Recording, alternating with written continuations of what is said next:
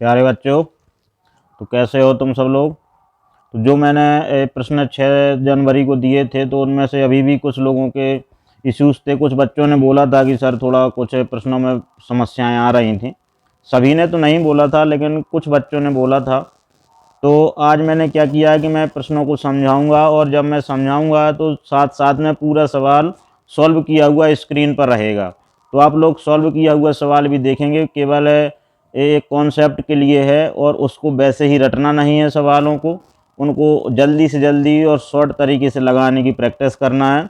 मैंने बहुत डिटेल में पूरा सवाल लिख के इसलिए डाला है स्क्रीन पर। जब चल रहा है, जो तुम्हारे सामने चलेगा जब मैं प्रश्न बोलूँगा, तो उनके लिए केवल वो तुम्हारी सहायता के लिए है। उनको वैसे कि वैसे नहीं सीखना है। और जब वहाँ परीक्षा हॉल में लगाओगे भी प्रश्न, तो शॉर्ट तरीके में लगाना है। इतनी सारी भाषाएं जब रफ करोगे तो ये सब वहाँ नहीं लिखना है। केवल तुम्हें मेन चीज़ें, गुणा भाग, जो भी कैलकुलेशन करना है, केवल वही चीज़ें लिखते हुए अपना काम करोगे।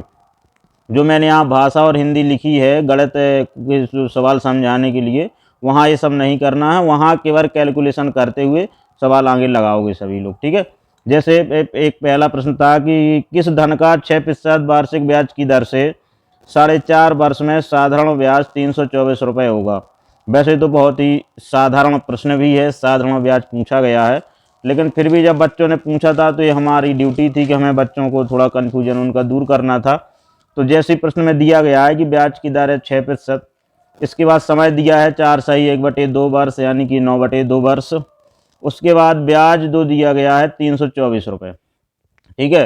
तो कुछ नहीं करना है, ना तुम्हें अलग से दर के लिए, समय के लिए कोई अलग से कुछ सूत्र याद करने की ज़रूरत नहीं है।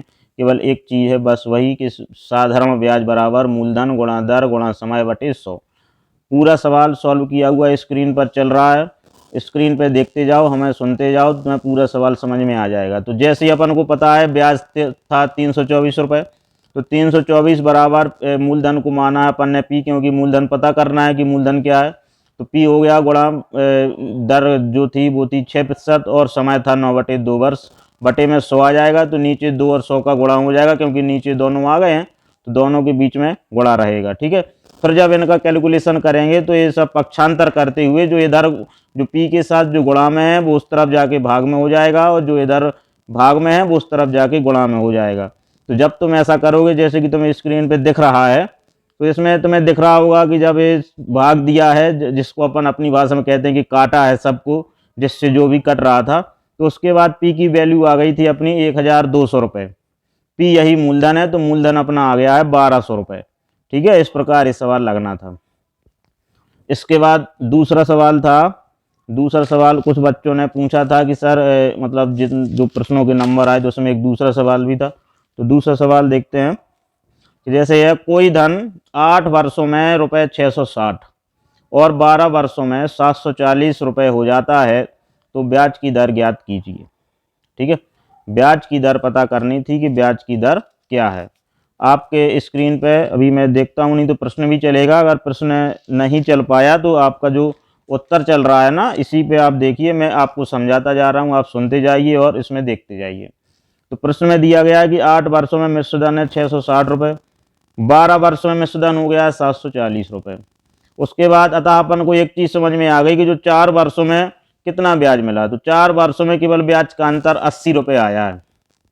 इसका सीधा सीधा मतलब ये निकला कि 4 वर्ष में 80 रुपये ब्याज हुआ है, ठीक है। क्योंकि 660 से 740 हुआ है, जबकि 4 वर्ष लग गए। 8 वर्ष से 12 वर्ष में 4 साल का अंतर है, जबकि ब्याज का अंतर आया है केवल 80 रुपये। इससे एक चीज़ सीधी सीधी समझ में आ रही है, जैसा कि चल रहा है, हमने लगाया भी ये सवाल, देखो सामने तुम्हें दिख रहा भी होगा स्क्रीन पर। तो 80 रुपये 4 वर्ष में आया, तो 1 वर्ष का कितना हुआ, 20 रुपये 1 वर्ष का हुआ।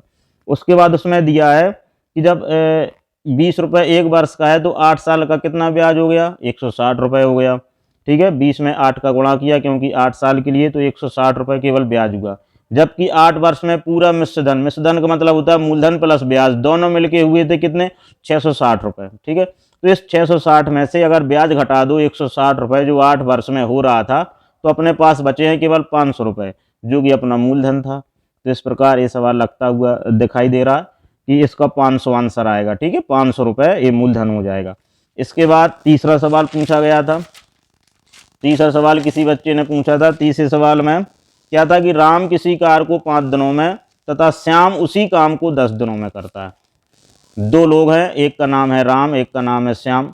राम करता है एक काम को 5 दिनों में, श्याम करता है उसी काम को 10 दिनों में। तो यदि दोनों मिलकर उस काम को, मतलब उस काम के 3 गुने को कितने दिन में कर पाएंगे? यदि दोनों मिलकर काम करते हैं तो उस काम के 3 गुने को, मतलब जो पहले काम था वो 3 गुना काम हो गया, उसी से 3 गुना हो गया, तो कितना समय लगेगा? तो इतना तो पता है कि जितना समय उस काम में लगना था उसका 3 गुना समय अब लग जाएगा, क्योंकि जब काम 3 गुना बढ़ गया तो समय भी 3 गुना बढ़ जाएगा। तो उसमें कुछ नहीं करना था, दोनों का 1 दिन का काम निकालेंगे पहले। तो जब 5 दिन में करता है तो 1 दिन का काम 1/5, श्याम 10 दिन में करता है तो 1 दिन का काम 1/10। अब दोनों मिलके कर रहे हैं तो दोनों का मिलके, तो दोनों का 1 दिन का मिला दो। जब दोनों का मिलेगा तो इसके बाद इसके भिन्न के रूप में अपन इसको हल करेंगे तो ये आ जाएगा 3/10। इसका मतलब कि जो दिन लगे अपन को वो लगे हैं 10/3, क्योंकि वो 1 दिन का आया था तो पूरा समय जो आ गया वो 10/3 दिन।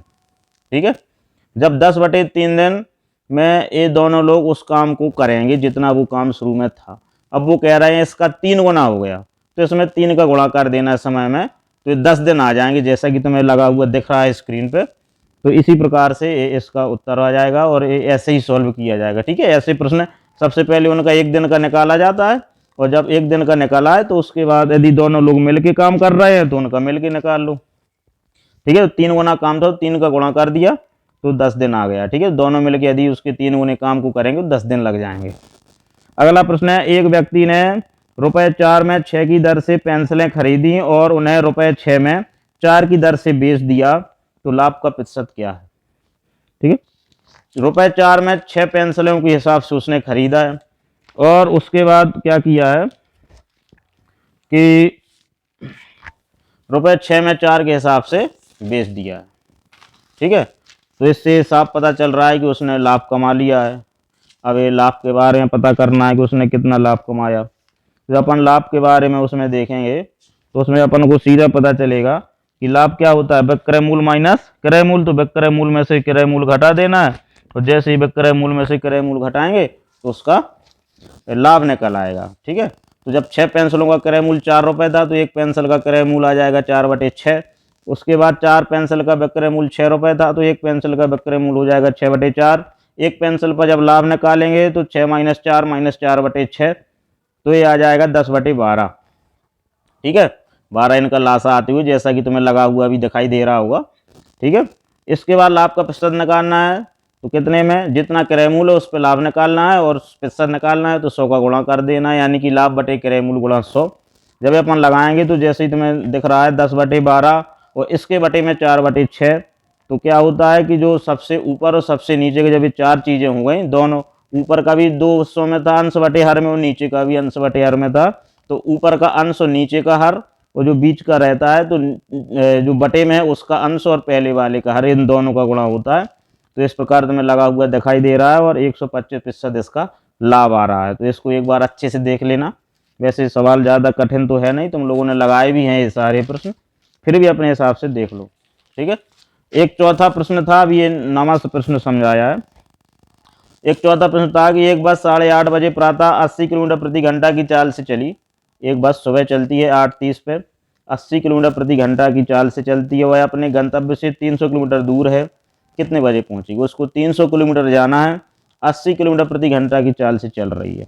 ठीक है, तो उसको जो रास्ते में समय लगा है पहले वो निकालो, फिर 8:30 पे चलिए, उसमें वो समय जोड़ दो तो आ जाएगा। जैसे कि तुम्हें स्क्रीन पर दिख रहा है, चाल दी गई 80 किलोमीटर प्रति घंटा, प्रस्थान का समय 8:30 है सुबह के AM, दूरी है 300 किलोमीटर, तो समय निकालना है, समय बराबर दूरी बटे 4। इस प्रकार से अपना समय आएगा 15/4 घंटे।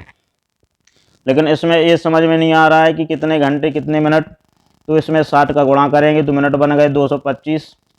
अब इसको फिर से अपन घंटे और मिनट में बदलेंगे तो फिर से 60 का भाग दे देंगे, तो देखो ये भागफल के रूप में आ गया, वो है घंटे, और जो शेषफल के रूप में आए हैं वो है मिनट।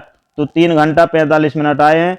अब जो यात्रा शुरू करने का समय था उसमें रास्ते में लगा हुआ समय को जोड़ देना है, जिस प्रकार ये जोड़ा हुआ दिखाई दे रहा है। 11 और 75 आ रहा, मतलब 11:75। ये तो कोई होता नहीं है समय, तो जो 75 हुआ इसमें से 60 मिनट निकाल के तो ये 12 बज जाएंगे, यहाँ बचेंगे 15 मिनट, और ये 12 बजे के बाद PM लग जाएगा। तो कितने बजे पहुंचेगी? 12:15 पर पहुंचेगी। ठीक है। इसके बाद छठवां सवाल भी पूछा गया था कि एक आयताकार प्लॉट होता है, उसकी विमाएं दी गई हैं 100 मीटर और 80 मीटर। ठीक है। इनके चारों तरफ 3 बार बाड़ लगाना है और बाड़ का खर्च जो आता है वो 12 रुपये प्रति मीटर के हिसाब से। तो खर्चा कितना आएगा? तो इसका पहले परिमाप निकालोगे, परिमाप मतलब चारों भुजाओं का योग निकालोगे। चारों भुजाओं मतलब लंबाई है तो 2 बार लंबाई 2 बार चौड़ाई जोड़ दो तो आ जाएगा 360 मीटर इसका परिमाप, जैसा कि तुम्हें दिखाई दे रहा होगा। ठीक है। जब दिखाई दे रहा है तो उसी हिसाब से समझते जाओ। तो परिमाप 360 मीटर आया। अब एक बार के चक्कर लगाने में मतलब एक बार बाढ़ को घेरा गया तो 360 मीटर लगेगा, 3 बार घेरा गया तो 1080 मीटर लगेगा। अब 1 मीटर पे 12 रुपये लगते हैं तो 1080 पे कितने लगेंगे? तो 12,960 लगेंगे। 1080 में 12 का गुणा कर दिया क्योंकि 1 मीटर में 12 रुपये का खर्चा आता है। तो इस प्रकार 12,960 रुपये आ गए। स्क्रीन पर दिख रहा होगा, अच्छे से देख लो। इसी हिसाब से सारे सवाल लगाते चलना है। ठीक है। इसके बाद 11वां प्रश्न एक आया था। 11वां प्रश्न ये था कि 6 लगातार सम संख्याओं का औसत 25 है तो छोटी संख्या और बड़ी संख्या का अंतर निकालना है। मतलब लगातार 6 सम संख्याएं हैं, अपन को पता नहीं है कौन सी हैं, उनका औसत जरूर दिया गया है कि उनका 25 औसत है। तो उन संख्याओं में जो सबसे छोटी संख्या है और जो सबसे बड़ी संख्या है उनका अंतर कितना है? तो सम संख्या तुम्हें पता है कि 2-2 के अंतर से चलती हैं। तो मान लेना पहली संख्या या सबसे छोटी संख्या x है, तो जो अगली संख्याएं हो जाएंगी जैसे कि दिख भी रहा है स्क्रीन पे, अगली हो जाएंगी x के बाद x+2, x+4, x+6, x+8 और x+10। ये 6 संख्याएं हो जाएंगी। जब इनका औसत 25 है तो इनका योग करोगे तो आ जाएगा 150। जब इसको आगे सॉल्व करोगे तो ये आ जाएगा 6x बराबर 120, क्योंकि इस 50 जो इस तरफ 30 इस तरफ चला जाएगा तो 150 से 30 घट जाएगा तो 120 हो जाएगा। इस प्रकार x की वैल्यू 20 रुपये वो 20 निकलती है। ठीक है। तो पहली संख्या x थी मतलब 20 थी और सबसे बड़ी संख्या x+10 थी मतलब 20 + 10 बराबर 30 थी। अब इन दोनों का अंतर निकालना है 20 और 30 का, तो 30 में से 20 घटा दिया तो 10 आ गया। तो इस प्रकार सबसे बड़ी और छोटी संख्या का अंतर आ गया है 10। इसके बाद 14वां सवाल था कि एक व्यक्ति क्या करता है, एक तेल की कैन खरीदता है। ठीक है। उसमें 17 लीटर तेल रहता है। उसके बाद वो तेल का प्रयोग करता है। जब प्रयोग करने के बाद उसके पास जो तेल बचता है उसकी मात्रा होती है 8 लीटर और 300 मिलीलीटर। मतलब 17 लीटर में से उसने कुछ तेल प्रयोग कर लिया, कोई काम होगा तो उसके बाद जो उसके पास बचा 8 लीटर 300 मिलीलीटर। तो अब वो पूछ रहे हैं कि कितना खर्चा हो गया, मतलब कितना तेल प्रयोग कर लिया गया। तो क्या करना है, 17 लीटर में से बस जो बचा है वो घटा दो तो जो प्रयोग हुआ है वो निकल आएगा। लेकिन इसमें जो बचा है उसमें लीटर और मिलीलीटर दोनों दिए गए हैं, तो 17 लीटर को बनाओगे मिलीलीटर तो ये बन जाएंगे 17,000 मिलीलीटर, क्योंकि 1 लीटर में 1,000 मिलीलीटर, तो 17 लीटर में 17,000 मिलीलीटर हो जाएंगे। उसके बाद 8 लीटर और 300 मिलीलीटर को भी बनाओगे मिलीलीटर में पूरा, तो ये हो जाएंगे 8,300 मिलीलीटर। फिर जब इनको घटा दोगे तो आ जाएंगे 8,700 मिलीलीटर। अब इनको फिर से लीटर और मिलीलीटर में अलग अलग जब लिख दोगे तो इसमें आ जाएगा 8 लीटर 700 मिलीलीटर। मतलब इतना प्रयोग हो चुका है और बचा था 8 लीटर 300 मिलीलीटर और खर्च हो गया है। जो खर्च का पूछा है तो 8 लीटर 700 मिलीलीटर तेल खर्च हो चुका है। ठीक है। इसके बाद 15वां सवाल पूछा गया था। 15वें सवाल में था यदि 2.5 मीटर मतलब 2.5 मीटर 2.5 बोलते हैं 2.5 मीटर कपड़े का मूल्य 24.60 मतलब 24 रुपये 60 पैसे। ठीक है। 24.60 रुपये लिखा है, इसका मतलब है 24 रुपये और 60 पैसे।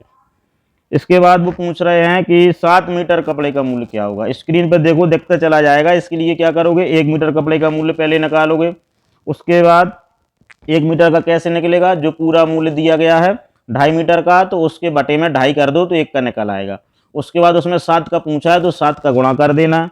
उसके बाद देखो कैलकुलेशन दिख रहा होगा मोबाइल में कैसे करना है, तो जो उत्तर आया वो आ जाएगा 68.88 मतलब 68 रुपये 88 पैसे। 68.88 इसका मतलब 68 रुपये 88 पैसे, ये उसका 7 मीटर कपड़े का मूल्य आ जाएगा। ठीक है।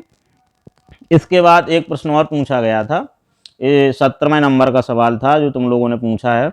इसमें था कि वह बड़ी से बड़ी संख्या बताओ जिसका भाग 804 और 1745 में देवें तो क्रमशः 5 और 6 शेष बचें। बड़ी से बड़ी संख्या जिसका भाग यदि 804 में दें तो 5 शेष बचे, 1745 या 1745 में दें तो 6 शेष बचे। देखो दिखाई दे रहा होगा हमने, जब 804 में भाग देते हैं तो 5 शेष बचता है, तो उसमें से 5 घटा देंगे मतलब पूरा भाग चला जाएगा, तो 5 घटा दिया तो आ गया 799। इसके बाद उसमें लिखा है कि 1745 में भाग दें तो 6 शेष बचे, तो इससे 6 घटा देंगे तो उसका इसमें पूरा भाग चला जाना चाहिए, तो इससे 6 घटा दिया तो आ गया 1739। अब क्या करेंगे, इन दोनों का मासा ले लेंगे क्योंकि वह बड़ी से बड़ी संख्या पूछी है, जिसका भाग इनमें देना है तो वो तो मासा ही होगा, बड़ी से बड़ी मतलब महत्तम, और उसका भाग इन दोनों में चला जाए तो समापवर्तक, इन दोनों का अपवर्तक होना चाहिए। जब दोनों का अपवर्तक है तो समापवर्तक कहते हैं, और बड़ा से बड़ा तो महत्तम। ठीक है, इसलिए इनका निकालेंगे मासा। जब मासा इनका निकाला है, देखो भाग विधि से निकाला गया है, यहाँ पे जब ये मासा निकाला तो इनका जो मासा आया है भाग देते देते 47, लास्ट में देखो दिख रहा होगा 47 का भाग जब 94 में गया है तो पूरा चला गया, तो इस प्रकार जो मासा आया वो 47। तो इसका ये अर्थ निकला कि यदि 47 का भाग 804 में देंगे तो 5 शेष बच रहा है, 47 का भाग 1745 में देंगे तो 6 शेष बच रहा है। तो इससे ये समझ में आ गया कि 47 वह बड़ी से बड़ी संख्या है जिसका भाग इनमें देंगे तो जो उन्होंने शेष का बोला है वो वैसे ही आ जाएगा। तो इस प्रकार जो तुम लोगों ने सवाल बताए थे कि जो तुम लोगों को थोड़ी दिक्कत हुई थी तो हमने बता दिया है। बराबर स्क्रीन पर सवाल हैं, जो भी सवाल में दिक्कत हो उसको बैक करके बार बार प्ले करके देख लो।